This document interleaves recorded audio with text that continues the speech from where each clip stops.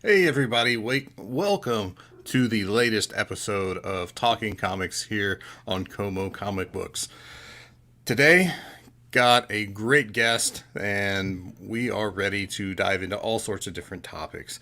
Joining us today is Mickey from Swagglehaus Comics and Games. He's a fellow YouTuber who's putting out some really great content, and he makes me look bad because he pumps videos out all the time. So, with no further ado, I'm going to go ahead and bring him on and let's get into it. So, how's it going? Good, good. How's it going with you? Thanks for having me on the show. I'm doing well. I'm very happy to have you. I feel like it's something I need to do more of, reaching out and getting involved with other members of the community. And, what better place to start than with you, sir?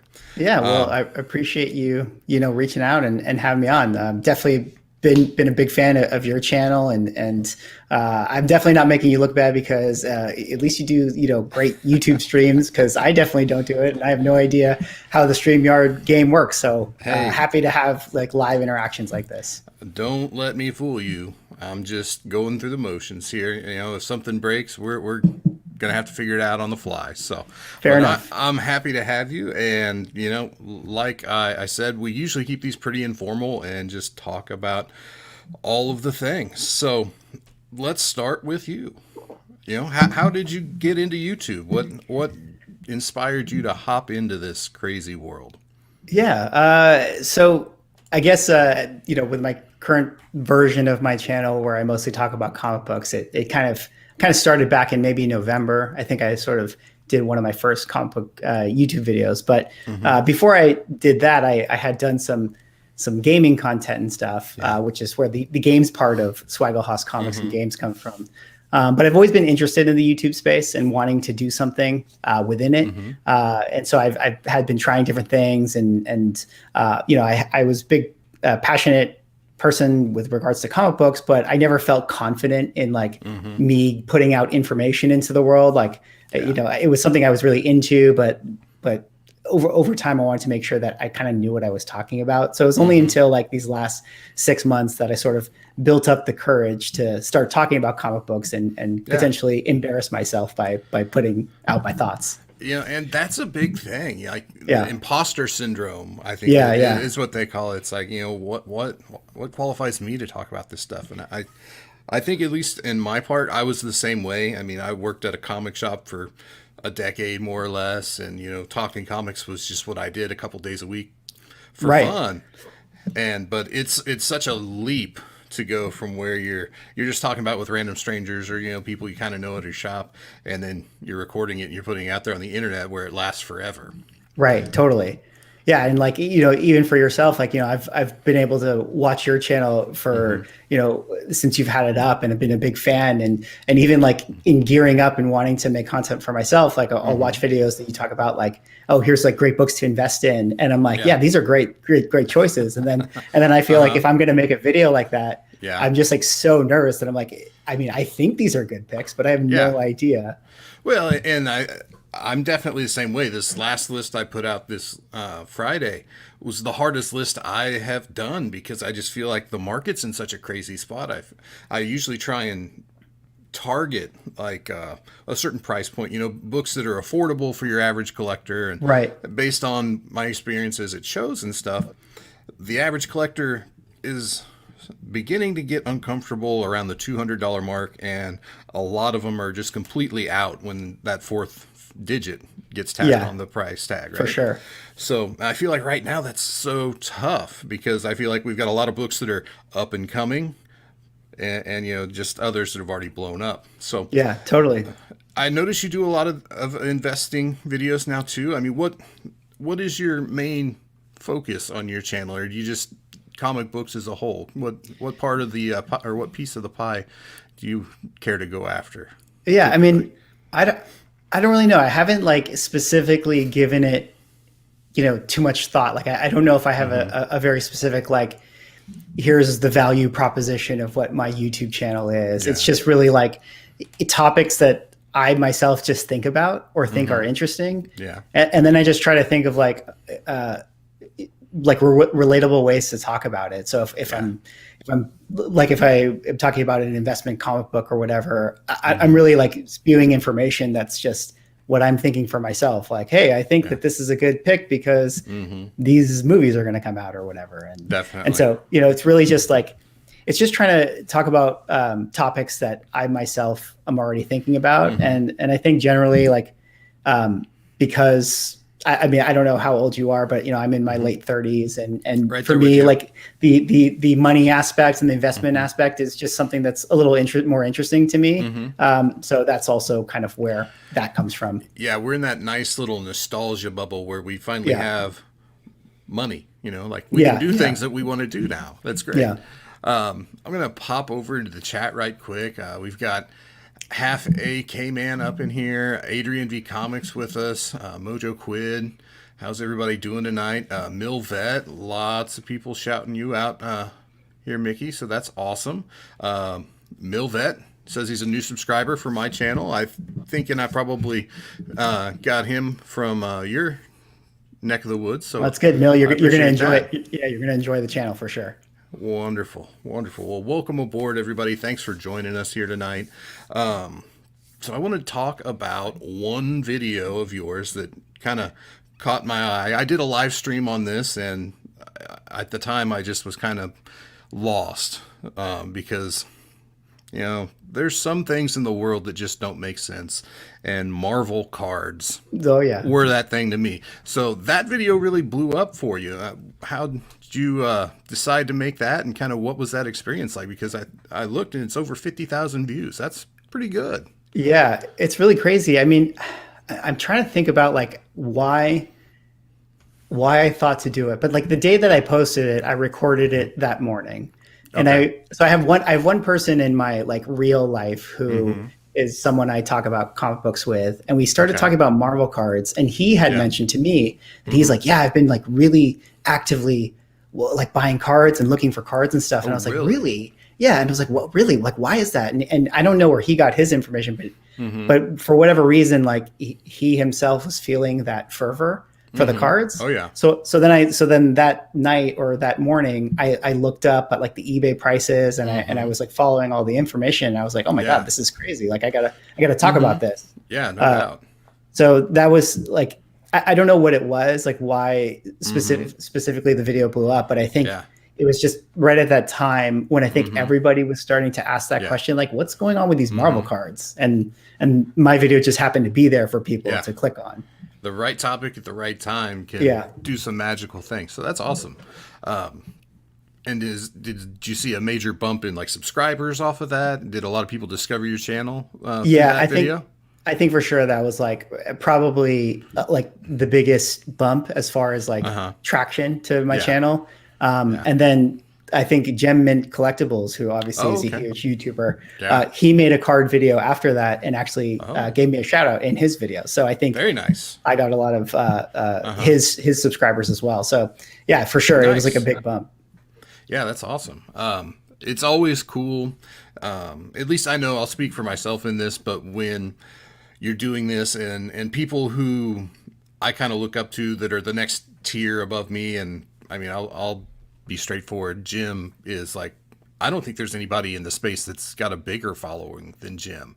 Yeah, I agree with he's that. Over 100K. That's huge. So to get just even to be made aware that they're aware of you would be great. So that's cool. I know just interacting with some other people, and I'm still blown away that people who have their own channels, their own followings, watch my channel. Because honestly, I do it to help the community out and talk about comics, because if I try and talk to nobody else about comics but my wife, it's not going to go well. I've got to get out and share this with other people. So that's the main thing. And I just kind of do this for myself to a certain extent to get that out. Yeah. And I don't know why it's still flattering that people actually listen on occasion, but I mean, I'm with you on that. And I mean, you do like an awesome job, like in what you do, like with your videos and everything. And you're one of the channels that I look up to as well. Like, as far as, here's a guy who's been doing it and he's makes great videos, and I get good takeaways from the books you talk about. So, I think it's great that, like, in this space, you just everyone offers like a slightly different, perspective, or even like a different, style of talking definitely about comic books. And I think it's cool to like watch different people, and so kudos to you as well. Thank you very much. I'm humbled, so I don't do well with praise, so I'll say thank you. But to your point, I actually, one of the big YouTube growth guys I watch, he says, you don't have to be better, you just have to be different. And I feel like our community has a great assortment of people that, we talk about a lot of the same things, but we all come at it from a different angle, and that really helps strengthen the community overall, because we all kind of riff off of each other on occasion. And totally. And, I'd much rather us have a quasi collaborative community as opposed to a community that's always at each other's throats. That doesn't help anybody. Totally agree. Cool. So we're 4.5 months into 2021. Do you have any goals or aspirations for the channel this year?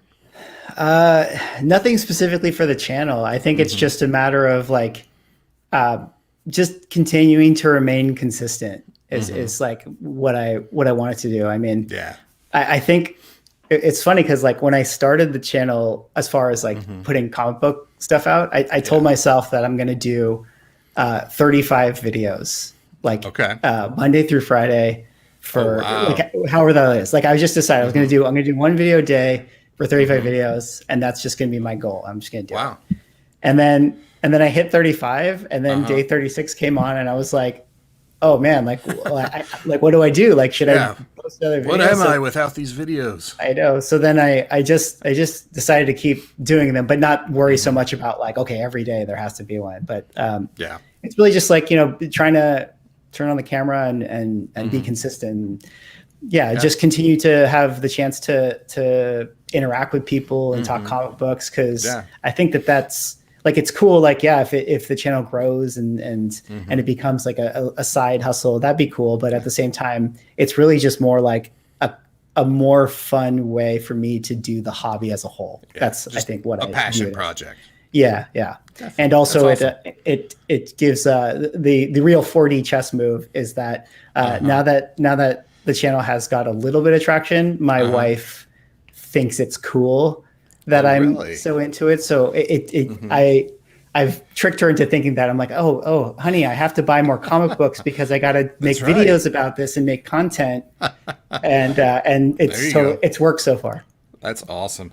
Yeah, it can be interesting because I know I'll talk to some people in my family, and as soon as I say the word YouTube or I start talking about it, it's just their eyes glaze over. It's like I'm on a different planet than they are all of a sudden. So it's always good. And I'm very fortunate. Mrs. Como Comic Books has always supported me. It's like, as long as I pay my bills and, we have an occasional date night, I get to have as big of a sandbox as I want. So that's really great. That's good. Does she know about comic books at all, or what's her understanding?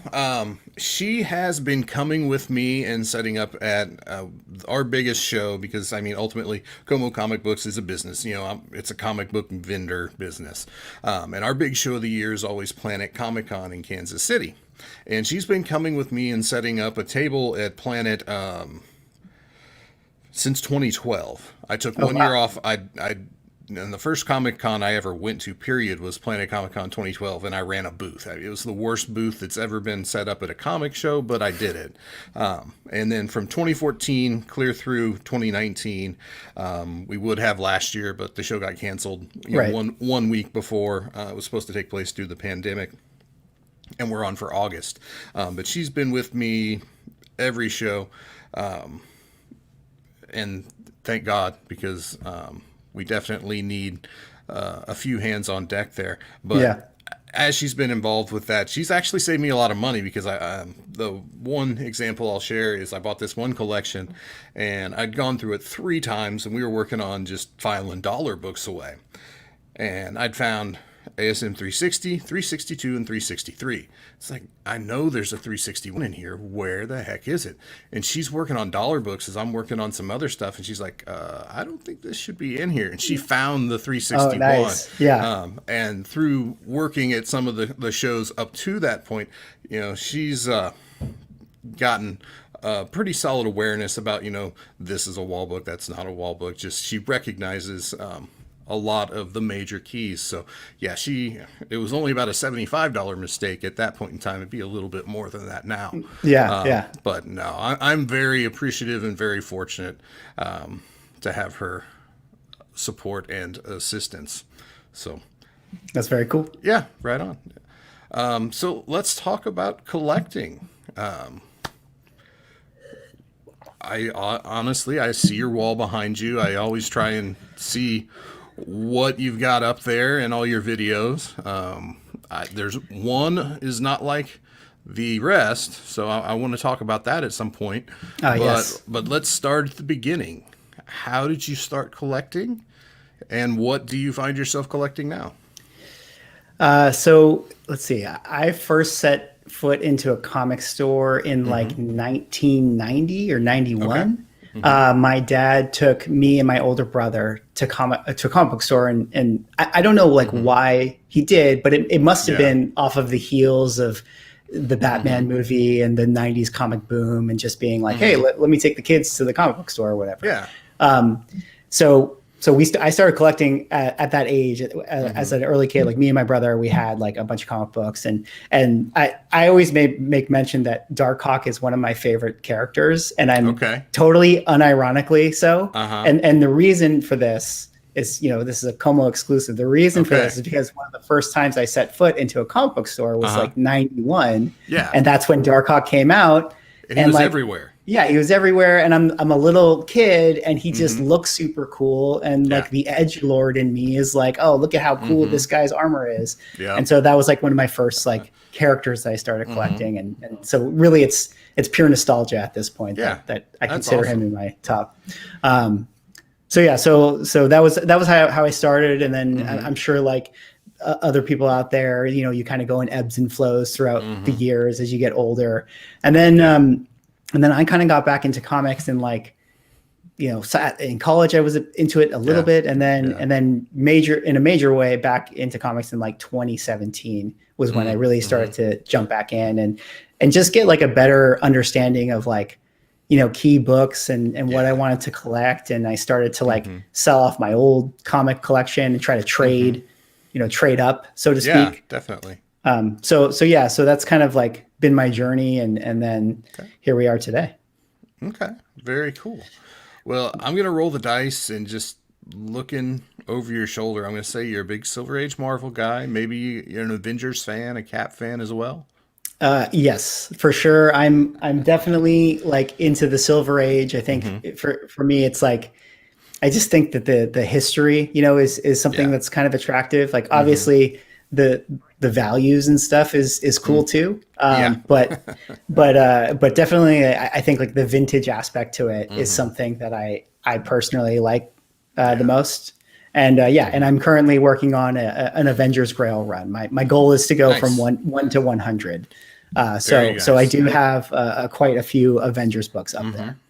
That's awesome. I hate myself, and one of the goals I'm working on is actually every Silver Age Marvel superhero book.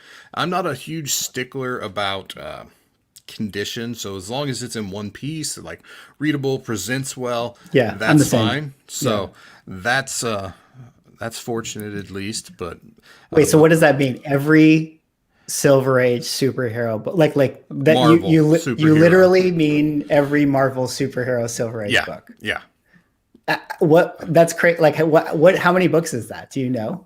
I don't know the number, but I know I'm only about 50 away. 50 away? Yeah. Dude, that's like so close. Yeah. It's the thing people don't tell you when you start a collection is when you start a collection, it's all sunshine and rainbows, man. Everywhere you look, there's something you need. When you get down to those last 5, 10, 3 books you need, you're going to look in a lot of boxes and a lot of places and come up empty-handed. That's true. That's when the real grind starts. Yeah, that is true, actually. So, what are some of the like the big ones that you still need to get your hands on, that it's like, ooh, this is going to be a tough one to get? The 3, well, there's really 4 of the mega keys I don't have. I don't have a Hulk 1. I don't have a TTA 27. So the first Hank Pym, Tales to Astonish 27. Okay, yep. I don't have a Journey into Mystery 83. Right. And I don't have a Daredevil 1. Okay. So, but you got some other big ones then, for sure. Yeah, definitely. I'm doing okay. Nobody take pity on me. Yeah. But what's the strategy, I guess, to get those 4? Is it just like, are you actively pursuing, or is it like, let it just sort of make its way to you at some point?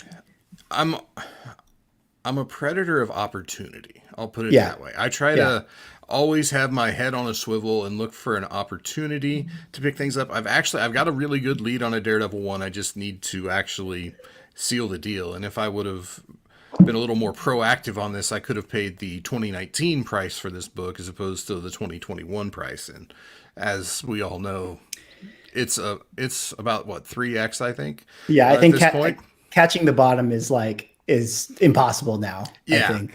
But in the same time, I really got back into collecting in 2005. So I was working full time at a retail store, going to college full time, and I just needed a hobby that I could do in 20 minutes between classes, 30 minutes between school and work. So I was on eBay, shopping for comics back then, and it was a thing of beauty. I was buying single-digit Spider-Man books for under $100. That's crazy. I was buying 3-issue Silver Age lots from Avengers and Daredevil and all this for $5 and $7 a piece every Sunday from the seller I found who'd picked up a huge collection. It was great. My FF5 cost me $250. That's crazy. Yeah, so it's just and that's why it's so hard for me now, is that I have been back in it long enough and actively buying so much of this stuff that I remember those prices. So it's really hard to pay more for Run filler books than I did for the actual keys in better shape for some of these today. So yeah, that's an interesting point. Like, I mean, even if you just rewind this current market 6 months or whatever, there's certain books that around Christmas time I was eyeballing, like one that is the Fantastic Four 49, and it was I was going to buy one for $350 during Christmas, and I was like, a pretty good book, but I was like, I don't know, it's a little high for me, and then now where it's selling for $800-900, and I'm just now it's hard for me to ever feel justified to spend whatever the market rate is, knowing that at one point I could have had it for that. So it's really weird mental shift. My story of shame is in August of 2019, I balked at a TMNT 1 first print CGC 80 for $6K.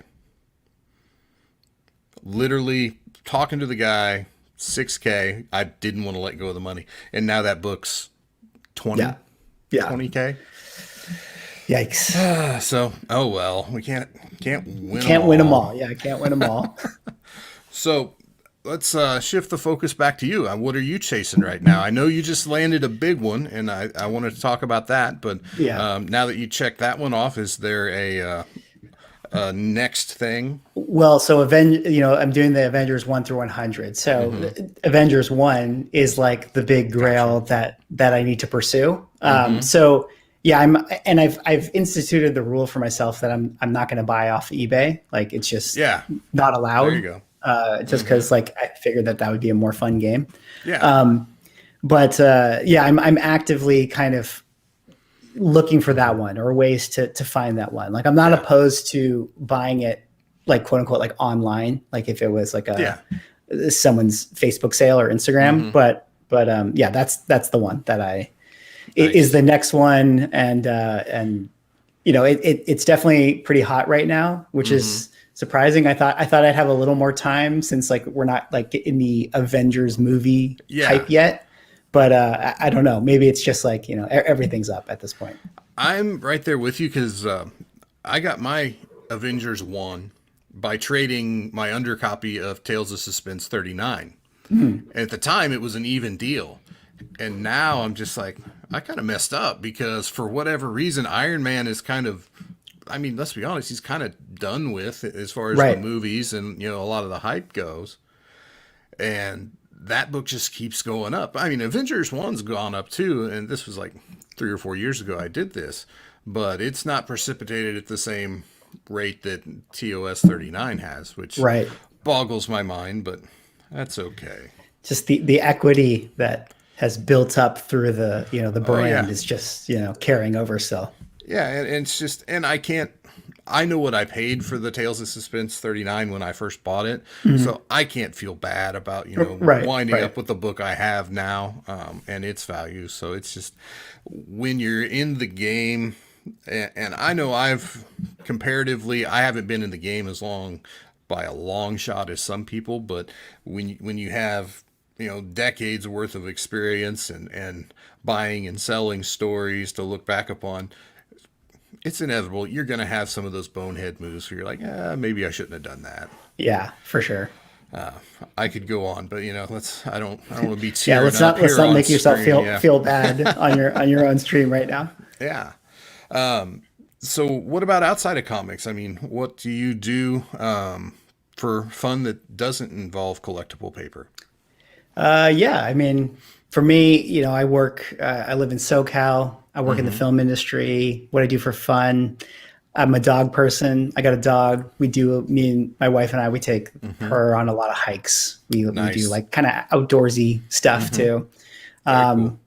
So yeah, I'm into games as well. Play some video games and things like that. But yeah, Okay. Well, I've got to ask, what kind of dog do you have? she's a pit bull Weimaraner. Ah, So good sized dog. yeah, she's good. She's like 50 pounds. Okay. Not too huge, but a nice size. Yeah. We also have a dog. We have a chocolate lab. Or had a chocolate lab. Now we have a black lab. Sorry. Had to update the status there on that one. But yeah, big dog people. So I knew I liked you. So that makes sense. Kind of wrap up talking about collecting a little bit here. Do you have any advice for people in the chat, the community as a whole, any sage wisdom you'd like to impart when it comes to collecting in the market right now? I don't know if I have any, amazing advice. But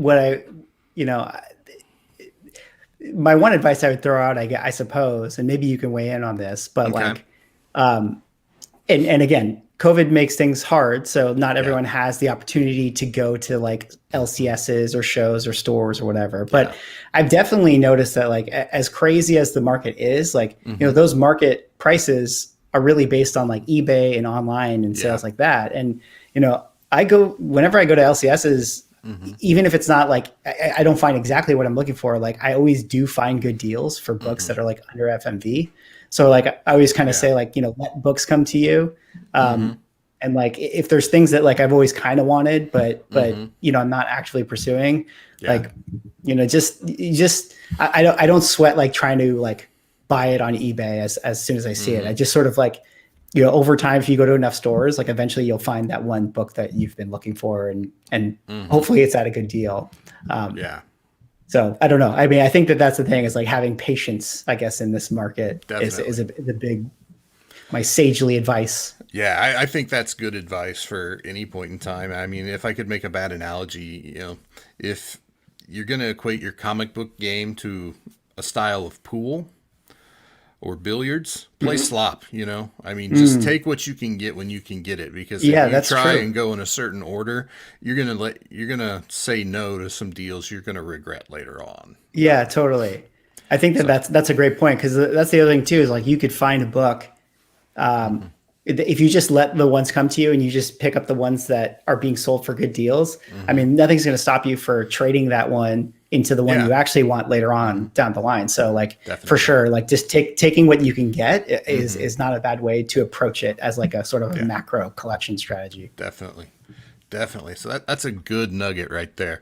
I'm going to peek back at the chat here. Wow, up to 54 viewers. So welcome everybody. Hey. We got Cali Comics up in here. What's up?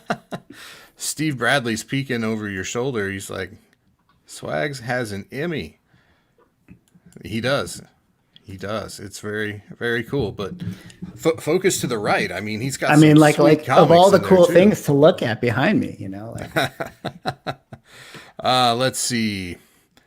We got Callan Lowe in the chat. And I'm sorry, guys. I'm kind of going on the fly. If I cannot mentally process your handle, I'm probably not going to read your name. So no disrespect, nothing but love for you, but I'm going to try and keep it to things I can throw out quickly here. I got John up in here. He's been picking up some nice collections. I know he said earlier in the chat he was actually working on bagging and boarding a new one. So oh yeah, John sounds like he's got a nice collection for sure. Yeah, I'm a little jealous. I haven't bought one in a while. I'm starting to get the itch. Tell me about that. Tell me about buying collections. Oh, okay, because I've never bought a collection. It's never kind of come towards me or in any kind of way. Like, what's that process? What do you want to know? It can be really easy, or it can be the most awkward, unusual thing you can possibly imagine. Okay. Some people are just super chill. They're like, hey, this is what I got. I just want to get rid of it. And those are usually the people that have decent stuff and it's easy to work a deal with them. Then there are folks that come along. It's like, I know what I've got, and I want this huge amount of money. And you look at it, it's like, well, you may know what you have, but you don't know what you got because it ain't good. Right. And it's all points in between, but around here, it's pretty competitive. There's a couple of local comic shops, and then we're sandwiched right in between Kansas City and St. Louis. And a lot of the serious dealers, even we'll have guys from Dallas and Kentucky and all sorts of places that if these guys do, comics is their livelihood, they'll go wherever they have to get a collection. If they can rent a U-Haul and drive cross country to pick up 100 or 200 long boxes, they're going to do it. Right. But I've had good luck with it. Just put out some ads locally and just kind of keep your presence out there. And I don't know how your mileage will differ in your area.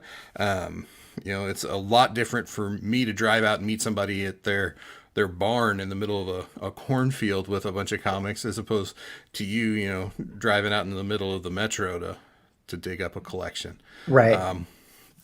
But the process for you has been just kind of posting and saying that you're out looking to buy collections, and that's usually yielded the people. Yeah, definitely. I know, like if you watch Very Gary, he talks a lot that at this point, a lot of the stuff he picks up is through word of mouth. I haven't made that level yet. I've got a buddy from St. Louis who's been buying and selling for 20 years, and his phone just rings. It's like, I need that. I need the comic book vendor equivalent of mailbox money, where my phone just rings and I get to go pick up a new collection and sell it and make some money. Right. But I'm still a working man out here. I've got to do some advertising, and I have like a business listing, and just as people search for selling comics and things like that, it kind of comes up. I actually I'm in the process of buying something now. I think I mentioned this when we first started talking last week. I've got a pretty huge mail call coming this week, so I don't want to give away too much, but I've never bought a collection internationally before, so this is going to be a first. Nice. So it's just like anything else. You kind of got to roll with the punches, and once you get the word out there and get somebody to call you, get the lead, and that's probably, as with most things in business, generating the lead is the hardest part. Right. From that point, it's not a lot different than doing the dance with a dealer or a comic shop owner when you're trying to make a deal on a book. Only instead of one book, you're talking about boxes and boxes of books, or sometimes it can just be a handful of books, depending on what they're selling. Right. What's the best collection you've ever got your hands on? Or you can tell me like a short of it. It's like, oh, this one came with, every single whatever Amazing Spider-Man or something like that. I tell you, I had the best 10 days I've had in the however many years I've been doing this last year, right before the lockdown. I bought 3 collections within 10 days. And in those 3 collections were everything from a whole bunch of modern books that have blown up, like full runs of Young Avengers and just all that kind of just random stuff that's gotten hot out of Marvel from around the Civil War era. All that was in there, along with a beautiful copy of Special Marvel Edition 15. So we start off at the current, and it goes all the way back to where, and I was actually working on some of this yesterday. I had a coverless Flash Comics 50. Same collection had EC originals. So, I mean, they were beat up, but, Tales from the Crypt, Vault of Horror. Just, it wasn't crime suspense, but shock suspense stories.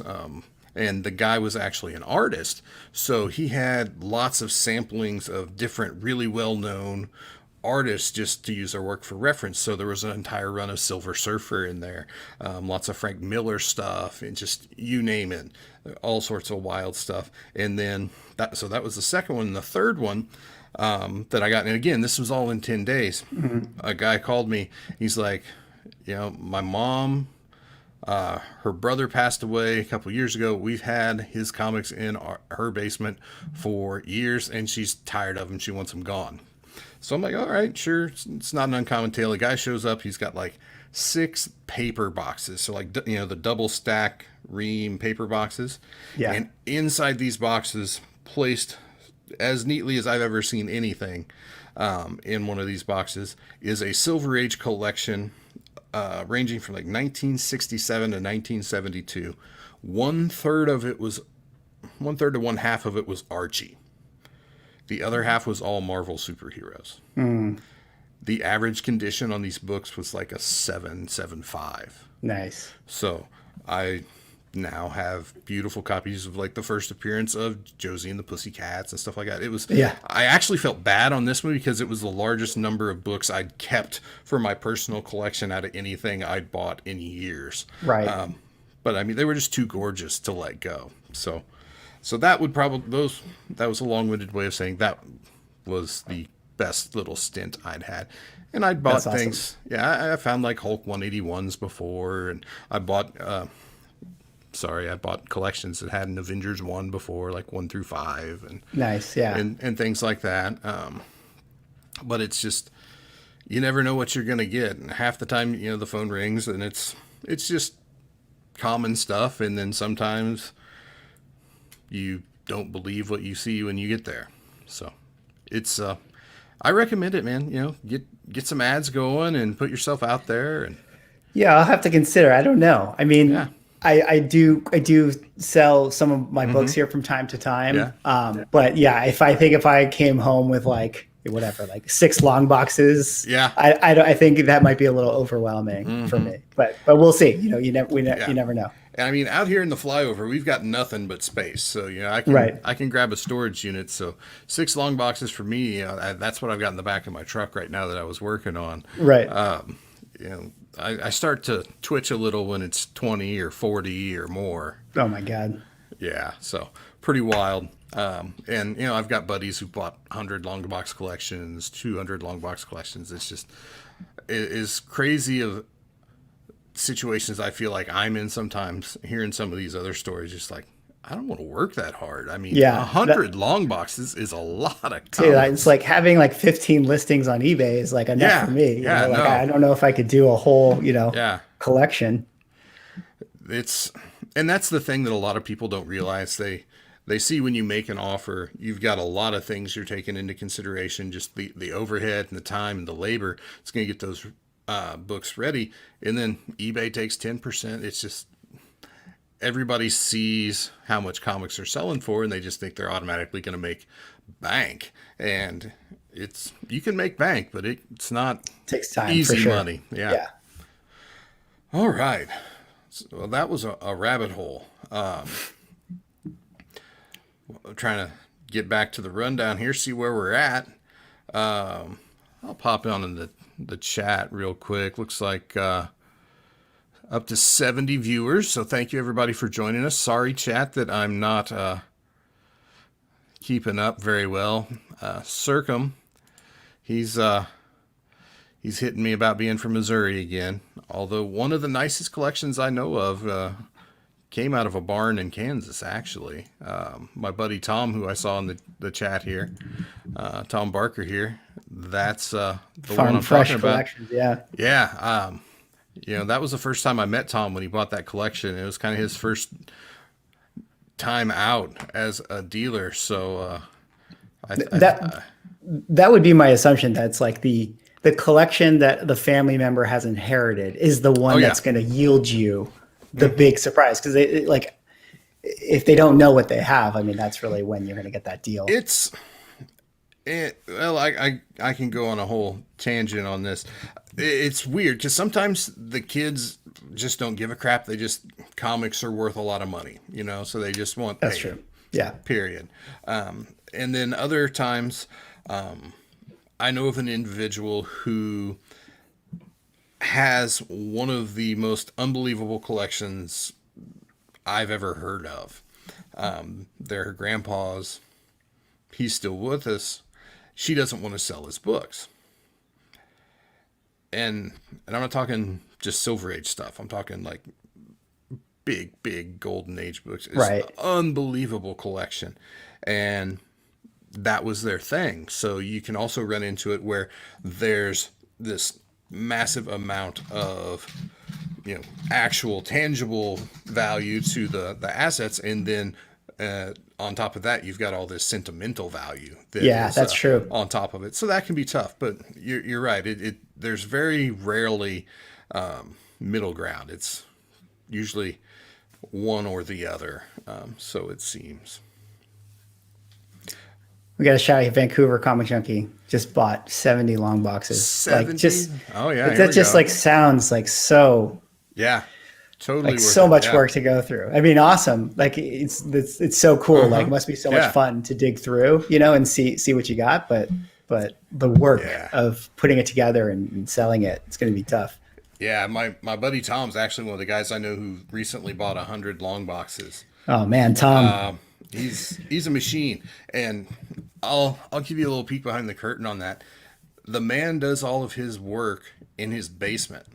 So that means he drug 100 long boxes down his basement steps to work on them and then drag them all back up to sell them. So he's a machine. I would not do that.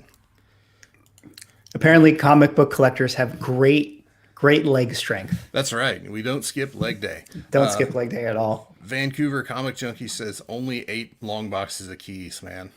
Only 8. Only 8. Do you hear that in the background? Isn't that the world's tiniest violin just playing a sad song? Yeah. I mean, a lot of fill to sell, but man, 8 long boxes of keys must be fun to flip through. Yeah, that's awesome. Callie's listening to us while doing some digging. That's awesome. So thanks again, everybody, for joining us. Now, I think we're going to dive into a little bit of chat about investing. I know we kind of talked about going around an hour. We're already about 45 minutes in, so maybe I'll try and talk a little less so we can touch on a few more things. So on the investing side right now, it seems my take that there's just a lot of new money in the market. A lot of people coming in, whether it's from crypto currencies, that have got a lot of fresh cash to spend, or people that have made really good money in the ball card market. What's your take on that? I mean, do you feel like there's a lot of fresh money in? Do you think it's just everybody's got a little jingle in their pocket now? What's your take? Yeah, I mean, I probably, I don't think there's one element to this. Like, I think there's probably a lot of different moving parts. I think, yes, people are at home, are bored and spending excess income, stimmy checks, all that type of stuff. But I think it's just like it's many things at the same time. I think that there's a lot of people who want to move a lot of their money into like alternative assets, whether it's crypto or stocks or, you know, antiquities like comic books and things like that, or Pokemon cards or whatever, you know, because there's a lot of people that want to do that, you know, and this is like a sort of like a bigger like economic like value of the dollar and printing money and Federal Reserve and how all that kind of works out. But on the other end too, like I feel like it's just, you know, there's never been a time that's more significant as far as like, you know, the MCU and people, you know, able to like sort of actively, you know, pursue books as they relate to like, you know, stocks in a market because of shows, because of like new characters showing up or this show or that whatever.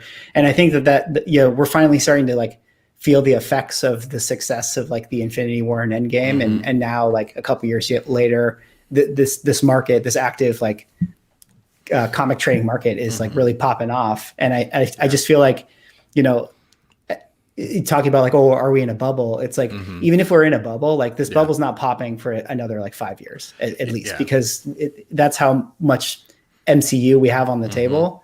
And I feel like it's going to last at least that long, if not longer. And I feel like a bubble kind of gives the impression, and my calculus has changed on this because I was Chicken Little yelling that the sky was going to fall for years, and I just sat here and watched the sky raise higher and higher. And now I'm kind of at the point where it's like, even if there is a bubble, I don't think that's the right way to look at it, because a bubble implies that there's no bottom. Just it's going to pop and you're going to fall to the floor. And the demand, there's enough interest and demand in the world right now that even if the bubble does pop and prices come down, there are enough people that are salivating, just waiting for a chance to get their hands on some of these books, that they're not going to go all the way to zero. They may come back down to, you know, where somebody, and a lot of somebody's are, you know, standing there with fistful of dollar bills, just wanting to bring one home.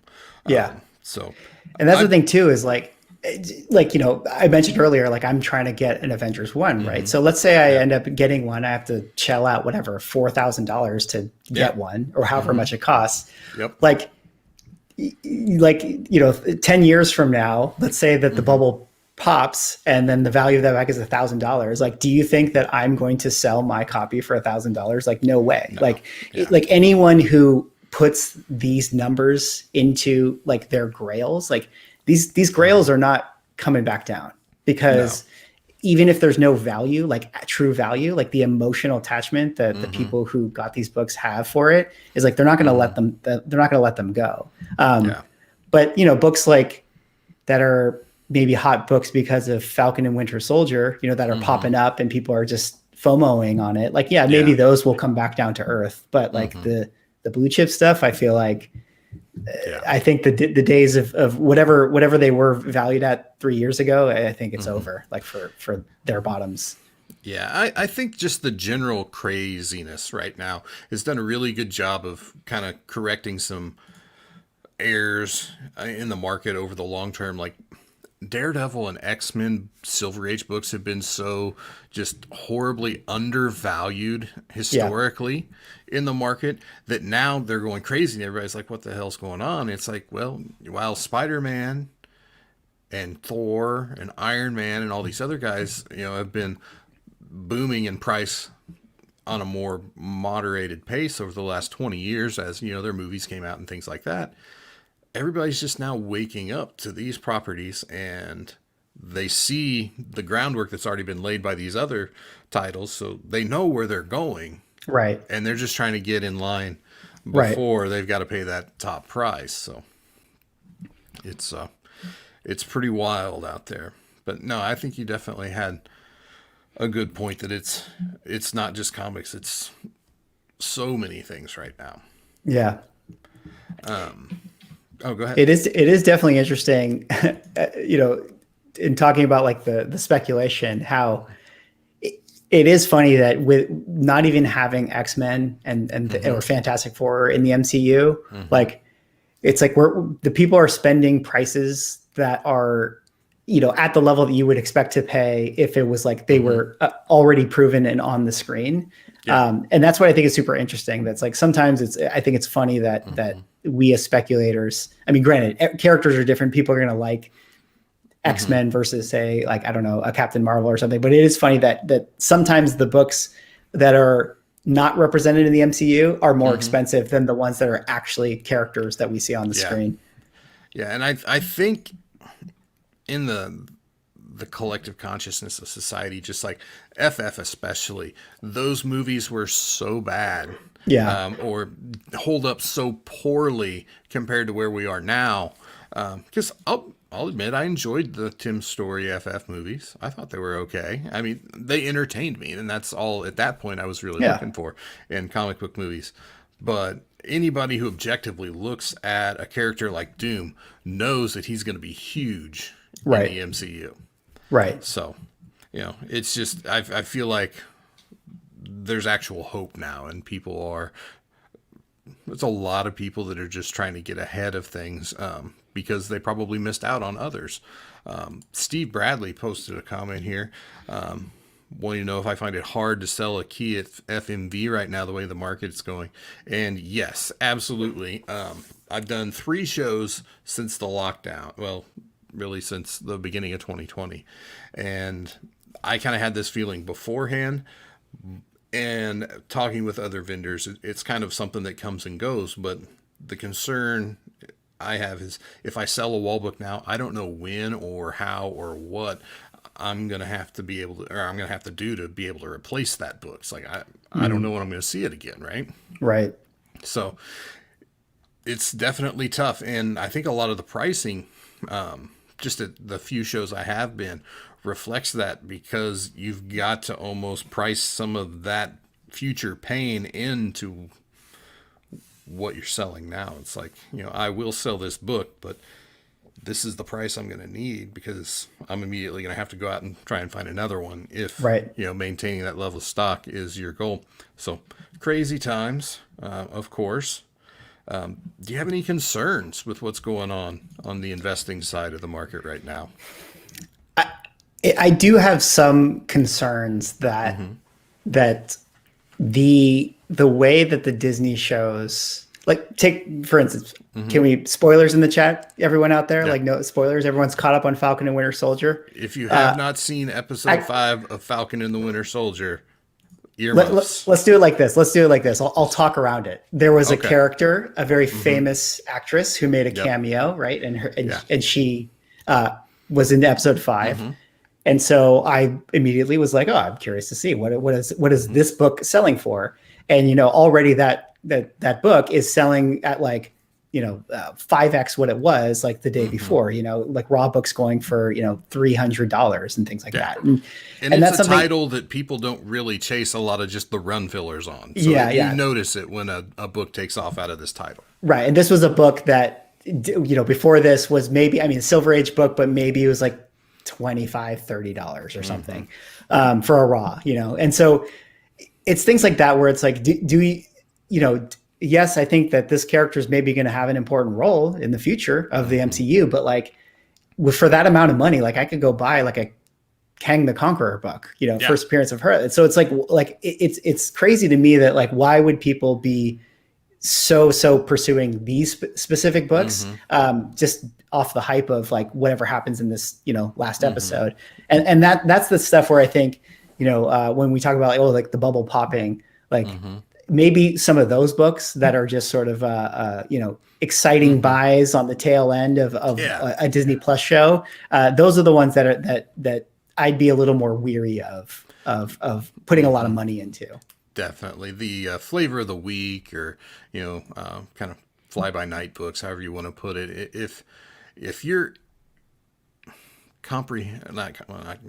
using the wrong word here, if you're concerned about hopping in and investing in the market, just make sure that the money you are putting in goes to books that are very well established. Your major first appearances, whether that's villains, heroes, key events, whatever. a lot of the times you're not going to lose on those books, Yeah. especially if it's not a short-term play. If you're going to hold a book for a few years, most of the time on books like that, you're going to come out even or ahead. Yeah, that's true. And yeah, just using that discretion and knowing like, I mean, a book's going to hold its value so long as it's relevant to pop culture in some kind of way, right? And if that actress that I'm naming, if she ends up playing this character for like the next 10 years of the MCU, then yeah, maybe the book will be worth whatever the price is that people are paying. It's just one of those things where it's like, I think you just have to think about like, is this hot just at this very moment, or is this actually a character that, you know, as far as an investment, if we're talking about like that, is this a character that we believe is going to play a role for many years to come? Yeah, and I think the greatest example of that I saw was during WandaVision, where people were paying as much for like a 9/8 of West Coast Avengers 45. Right. You know, you could have got a really nice copy of Avengers 57, which was, you know, Vision's actual first appearance. So Right. it's just, it's wild. So I want to transition to kind of our last official topic that I jotted down. And I know we kind of talked about an hour. We're closing in on that. So let me know if you get to a point where we need to bow out. But I'm good to go. okay. Comics and technology. It's a wild time right now. You know, we have as much information as more information than we've ever had, and we have it almost immediately. I remember being a kid and waiting to get the new Wizard magazine. You know, like the internet was super new at that point. A lot of the content, comic book related content that was out there was mostly just like cover galleries and, you know, story synopsises and stuff like that. Now my phone vibrates and tells me, hey, this book just got optioned, or this character just got confirmed on a set photo. And it's Right. like, you know, how do you think this is going to change the hobby moving forward? How do you think I mean, we obviously have already talked about some of the ways it already has, but it's just, what are your thoughts on some of this? And even what we do, where, you know, we're not quite as immediate as things like Go Collect, Key Collector, some of these other options that are out there. But, you know, the YouTube content we produce is right in there as well. Yeah, I mean, it is definitely a crazy world, like, you know, how much, you know, information we're getting and constant news and everything. And I think this is it's like a double-edged sword, because on the one hand, you know, you could be looking at it as like, oh, it's really annoying that the spec market is what it is, and it creates all this like hype, and now the prices are inflated and everything. But on the other, you know, side of the same coin, it's like having that like market volume and movement is kind of what makes the hobby exciting and kind of keeps it alive in a way. So like, you know, if there were no transactions or new comic books didn't become hot, there was no market movement, then like the hobby would sort of be like, okay, well, if you can get an AF-15, then you got it, and then every other book is worthless. Like, so, you know, I think I don't know. I would love to hear what you think. Like, it's a good thing, but it's also a bad thing, and it just depends on kind of how you look at it. Yeah, somebody was equating it to this a while back, and I think I buy into this. That it's kind of like a tripod. You know, like you have the collectors, you have the modern flippers, and then you have the readers, right? It's like all three of those groups need the other two to keep the whole machine running, you know? Right. We're in this weird symbiotic relationship where we don't necessarily always get along, but we're all necessary in the ecosystem that is comics. Because local comic shops need the new flippers, or the flippers, to come buy all this stuff, but then at the same time they need the readers who also want to read this stuff and aren't just going to be there for issue 1 and the first appearances. Right. And you know, there's a combative relationship there, and then you've got the, you know, the people who buy the back issue. It's a tangled web. And I think we'll eventually get to a point, hopefully, where we play better. I know I get frustrated with like CGC, where you can send a modern order in, and you know, they'll all but overnighted, just like super fast, get it back to you, to keep in my mind, to satisfy the modern flipper crowd, to Right. keep them going. And I get it from a business standpoint. I get it, but I also realize when I send a CGC order, it's a couple $1,000s worth of books. Why are you having this special program to rush these modern books out? And I'm sitting here with the more valuable books, the more expensive tier of books, paying more per book, and I'm waiting in line while this special promo for modern variants or whatever's going through. So Yeah. that's a pain point for me. And I get it why they do it, but it's a balance, I guess, is what I think. I also think it's funny, setting up at shows and even going to comic shops and stuff. Everybody is going around a show or a convention like this, just like, they're scrolling through. Yeah, totally. They got Key Collector up. It's like, if it's not on Key Yeah. Collector, it's not worth buying. It's like, no, there's great stories here that aren't on here. There's a lot of really good stuff that Key Collector catches, and all these other things. It's the one Key Collector is what I use, just because I think it's irresponsible not to at this Yeah. point, right? I agree with that. It can be a helpful tool if you Yeah, want it to be. and just the market moves like it's never moved before.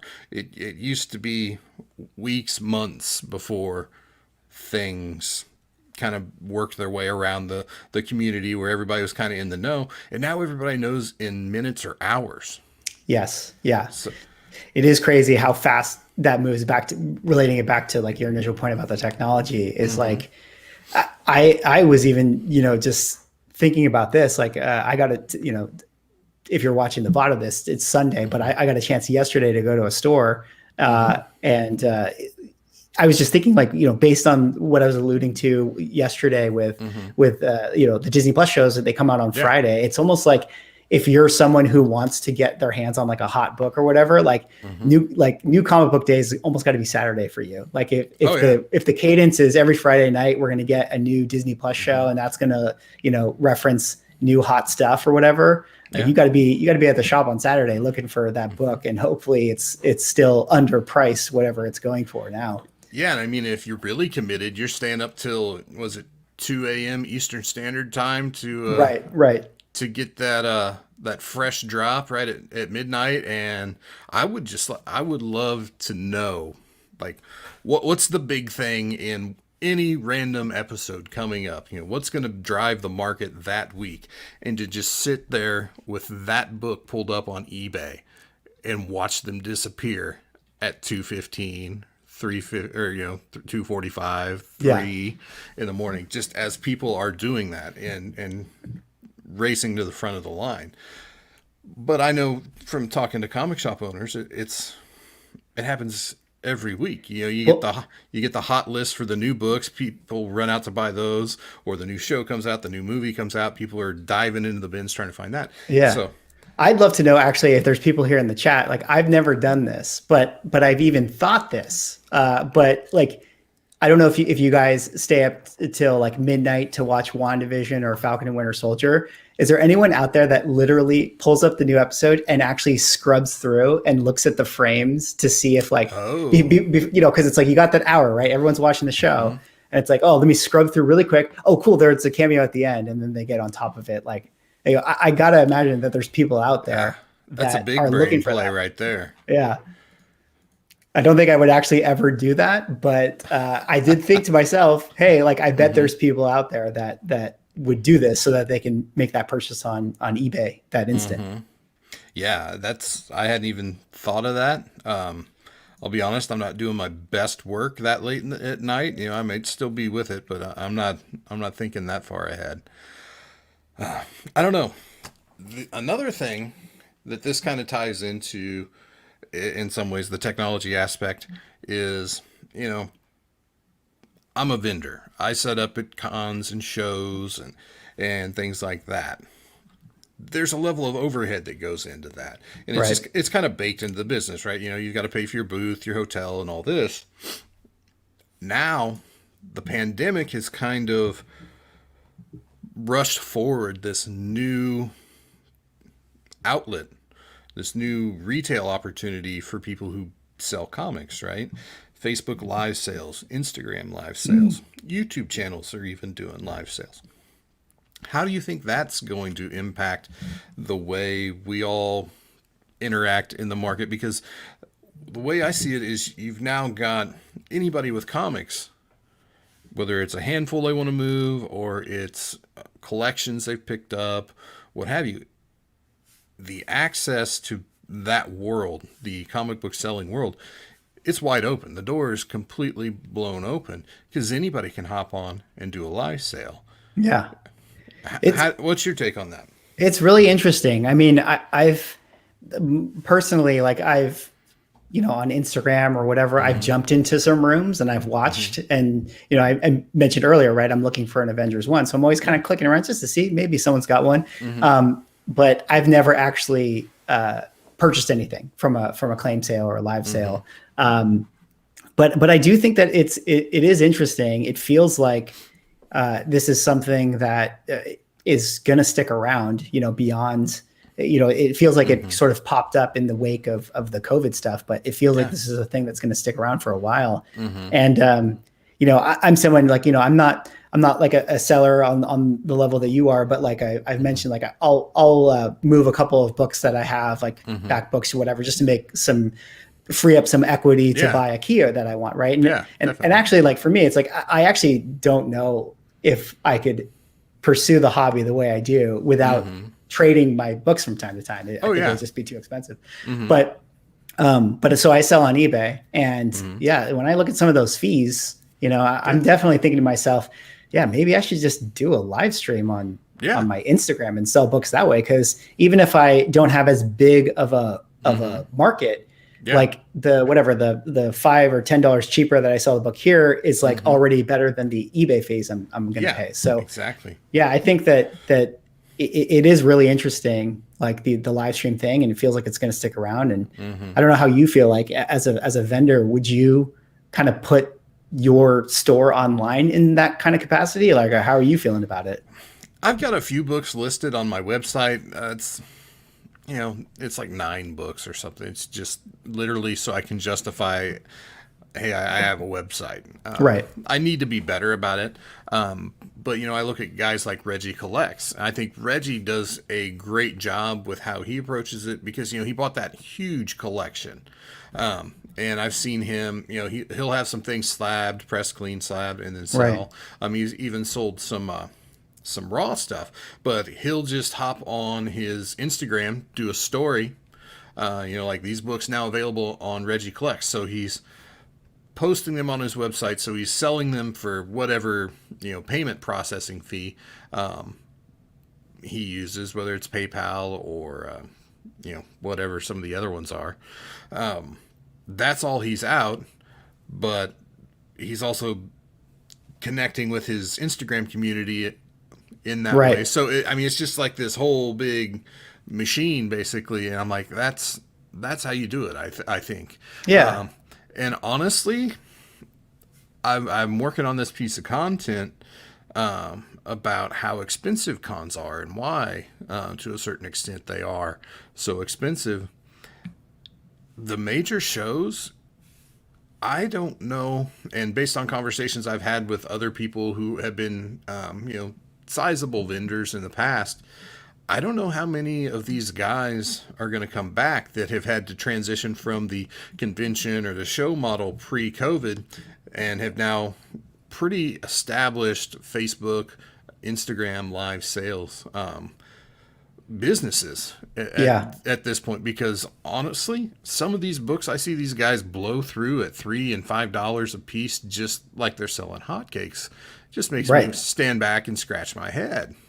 So what interest do they have in traveling for a day or two, spending 3 or 4 nights in a hotel, spending $1,000 for a booth, or depending on the size of their setup, they could spend $1,500 to $3,000 on a booth pretty easy on some of these shows. It's like, where's the incentive for them when they could just fire up the webcam, sell the same stuff, make the same amount of money, and still sleep in their bed every night? Yeah. No, you bring up a good point. And as someone who is not a vendor, but would love to, return to comic shows and just be able to have the opportunity to flip through things and look at walls and stuff. It's very sad to hear that, but at the same time, you're totally right. Like, I mean, why wouldn't you take advantage of this, this type of online sale compared to, it's got to be pretty grueling to like drag all your books around and go to the different shows. So I don't know. I think you're right that it feels like this is something that is here to stay, and certainly the market has caught on to it.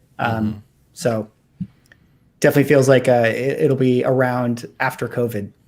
Yeah, I think so too. And honestly, I think what'll ultimately happen is I think a lot of the bigger shows are maybe going to get caught holding the bag, because you can have as good a return at some of these smaller shows, and the investments a lot lower out of the gate. And if you have shows that are truly just about comics, not what Comic-Con has become, where you've got all facets of pop culture involved, right? $60 tickets, $20 parking, right? Just all the many ways that you have to shell out money just to get in the door. When you have these little hotel conventions that are $2 or $3 or $5 admission, the same books available to look at for the most part, as a buyer, it's a win-win for you, because realistically those expenses aren't going to be passed on to you. And I don't know, I hope we find a balance with it, I guess would be my main thing. For sure. Yeah. All right. How about one last thing on this? How do you feel about like the market's focus on keys as opposed to run building? Because that seems to be the main approach. Yeah, anymore. I do think that there is definitely a push towards keys, and yeah, it's kind of sad. It's like I'm someone who I don't have too many runs. Like I never had too many runs, but I do have a couple, and like I mentioned, I'm definitely trying to put together my Avengers 1 through 100 run. Yeah. And I think runs are cool because like I think I'm sure people out there, for me, it's like a lot of the fun of comic books and collecting is like finding that book that you're trying to find, right? It's the thrill of the hunt. The thrill of the hunt. And that doesn't mean that I need to find the like $500 book or whatever it is. Like I can find the dollar bin book that it's like, oh, cool. Like this is the one that I was looking for. And so having runs, I think it kind of like gamifies the hobby in a way. And that's like really the fun part in a lot of ways. So I don't know. I do think that there is, like you mentioned, a push towards like owning keys and having to have like cool books on the wall or whatever it is, but at the same time, like so much joy can be found in just finding the one obscure book that you've been looking for. And that's something I think for collectors, like, definitely don't shy away from that aspect to the hobby. Cause that can be, I think probably is maybe the most fun part of it. Definitely.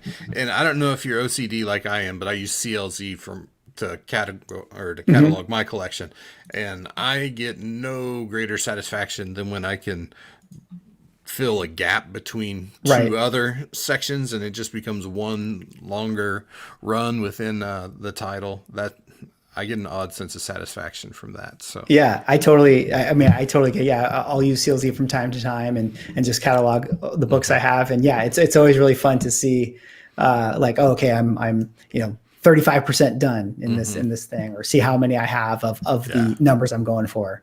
Definitely. All right. Well, that's kind of our last official topic we had. I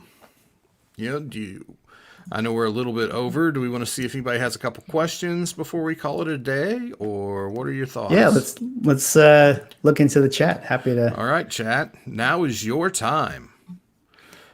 There are 87 of you.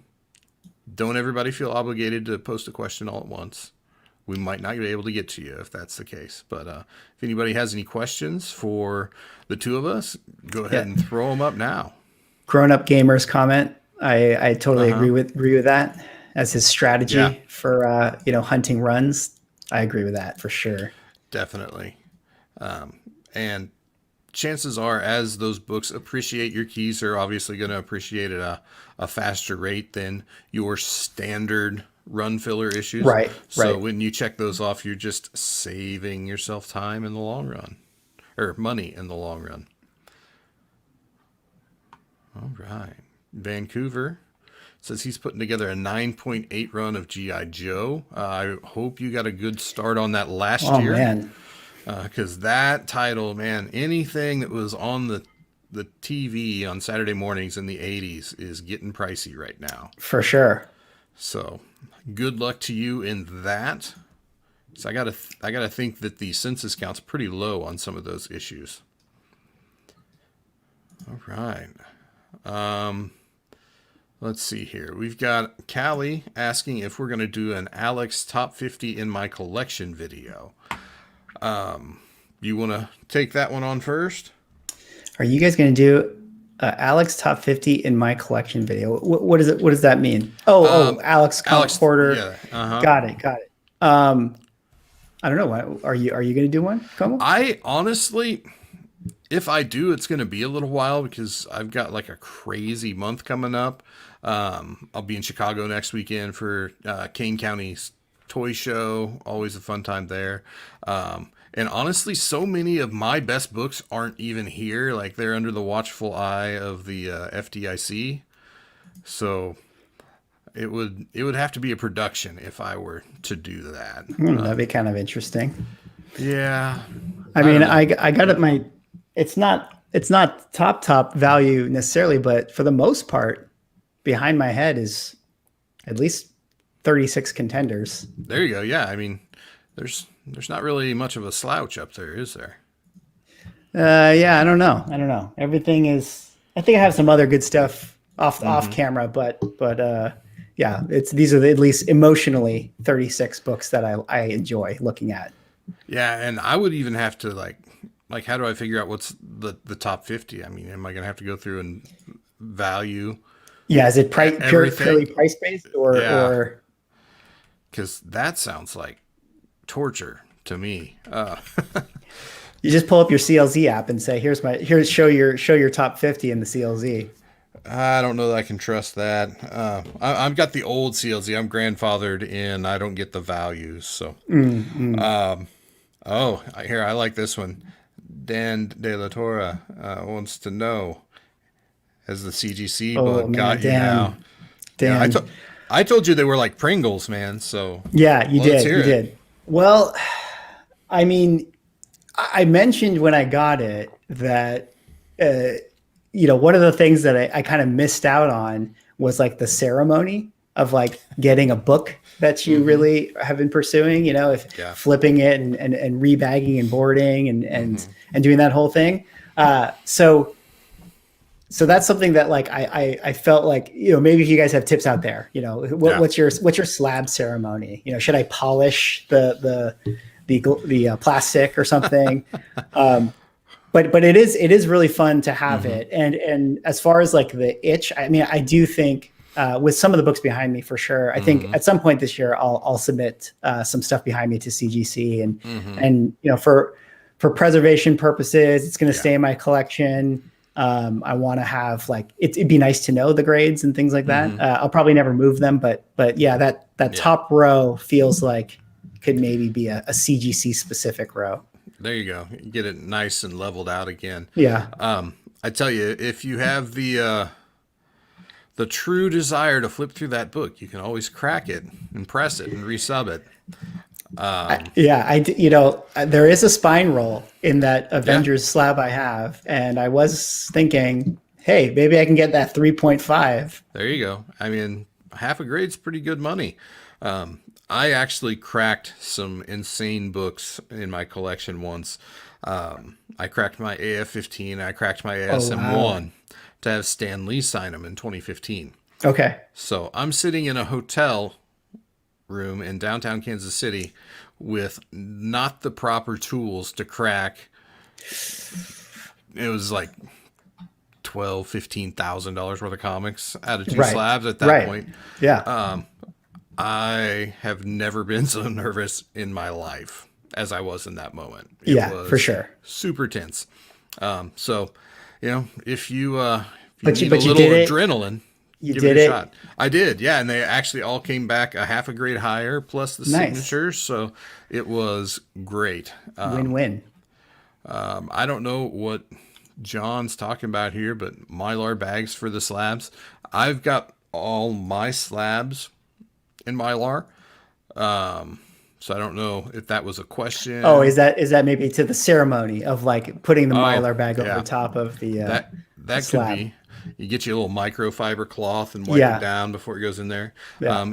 If anybody's wondering, I recommend Gerber's My Light 2s. The legal size is what a slab fits in. So check those out. They're pretty good books, or pretty good bags rather. All right. Just trying to find some questions here. Yeah, Martin says he Windexes them. I don't know that I'm going to put liquid on my slabs. Oh man. He's a wild one. Let's see here. Yeah, looking for questions.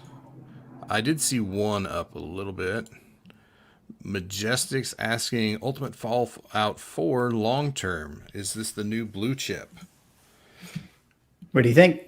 Me, I think absolutely. I think this is the ASM 300 Hulk 181 of the aughts. Totally agree. Yeah, there's no contender. And if you have the Jurjevic connecting variant, lock that thing down and just sit back and prepare to count money at some point in the future. Because I seriously think that's the only one of those connecting variants I didn't get that summer. And I still tear up about it every once in a while. Oh man. Not really, but Yeah, it was a bummer. Figuratively tear up. Yeah, and honestly, I've still got, because I bought 2 copies of UF4 off the wall when it came out. I've still got one in the bag. I need to get the hell out of that thing. Oh, nice. Let's see, here's another question. Or actually, what's your take on Ultimate Fallout 4? I kind of jumped the gun there. Yeah, I mean, you put it well. I think for sure it's the modern blue chip. It's the Hulk 181 or the ASM 300, if you consider that to be the copper blue chip book. For sure. I think Miles is a character that's going to be around forever. Yeah, agreed. And then I kind of previewed this GS1 or Hulk 181. Do we have to choose one? Would be my thing. If you had to choose one, I think I'd probably go with the Hulk. I think I would agree with that as well. I think Wolverine. I mean, if you're thinking about all the characters' first appearances on GSX, right? It's Colossus and Nightcrawler and Storm, and is that it, right? Warpath. Warpath, right? It's just Wolverine's the biggest name, you know. Yeah. Maybe Storm could be bigger one day, maybe, but probably not. So I feel like, as far as an investment, having Wolverine's first appearance is going to yield higher returns. Yeah. Quick hitter. Quick tip for a new collector. Got one? Yeah. Okay. I was going to let you go, but I'm going to make eye contact on this one. Buy what you like. To hell with what everybody else says. Period. That's a good one, actually. That's actually such a better one than I was going to say. Definitely agree with that. Buy what you like. And yeah, I would just echo, just have patience with things that you want to get your hands on. You know, if you do find the book that you like and you want to get, like, have patience with it and make sure you get the right deal and do your homework. Mm-hmm. Very nice. One bonus tip: don't feel like you have to do everything at once. You can do anything you want to, but you can't do it all at once. So set a goal. Yeah. Let's see. What do you think? 2 more questions? Sure. All right. I gotta see what one jumps out at me here. All right. Michael just popped in here and asked what Marvel Bronze Age horror characters are going to be big in the future of the MCU. Bronze Age. Ghost Rider, I think, is the obvious one. Yeah. The character I like that is kind of getting some low key interest right now, but not a lot of people are talking about it. I'm going to go complete Blackheart. I almost lost it. Oh, yeah. But I don't know what it is. I can buy Daredevil runs from that time frame every day of the week. And there are two books that are always gone, and that's Daredevil 254, the first Typhoid Mary, and 270, which is the first Blackheart. Yeah. So I don't know that they're necessarily scarce issues, but it seems like those are always hard to come by. For sure. I think Blackheart is definitely a cool one. I agree with you with Ghost Rider. I mean, I think, I know it's like become the meme in the comic book space that Mephisto is going to show up. Yeah. But everywhere. I'm still a believer in terms of him showing up because, outside of my just wishing that he will show up because I enjoy the character. If you think back, if you armchair Feige it and you just think like, obviously this stuff builds off of each other. So if he can put any character on the table, what is he going to do? Marvel thinks about this stuff. If we're going to put a character on the table, what does that character do for us for like 10, 15 years? Exactly. And so I think of a character like Mephisto. It's like, well, what does Mephisto do in the comic books? I mean, he creates Ghost Rider, which, leads to other storylines. He's got storylines with Doctor Doom. He's got connections with his mother and stuff. So I still believe we're going to get Mephisto. And as it relates back to this question, Mephisto creates Ghost Rider. So I do think that Ghost Rider is a good one as far as the horror characters are concerned. And then I guess you got to throw Blade in there. Right? I mean, Blade's the only one that is confirmed that's going to show up of that ilk of characters. So, and I think we're just seeing it. This is just the next sandbox that Disney's building for Marvel. When Thor first came out, had two jobs. It had to establish that Marvel stories can happen in space, and it had to establish that magic is real. Yeah. And it did both of those things, and now it's grown to the point where we've got Guardians off doing their whole thing. Now they've kind of joined up with Thor. Now we've actually got witches and wizards and stuff. And I mean, that even ties back into Mephisto when you've got relics like the Darkhold that are major things now. So I think it's going to be a slow step into that with Blade being confirmed. Somebody said it here, Callie said Dracula. That's a pretty straight line to get to that. Yeah. I think you'll see Man-Wolf eventually. That was a character I talked about in my last video. I just also don't think they're going to throw all of this out here at once. And even, honestly, Moon Knight kind of plays into that. That's true. At a certain level. So, definitely, I grew up loving Universal horror movies and scary movies, so it's looking forward to as we get closer to that. So, last question of the night. Did anything in the chat you saw catch your eye? Nothing specific. I know people were asking about my Emmy, but that's boring, guys. Who cares? The one that caught my eye right now is from Kells. Do we think newsstands are worth the premium? I'm kind of hit or miss on this. From a business standpoint, I always segregate them out. Like if I have a newsstand book, it gets a little bit of a premium. And there's kind of a break point with that.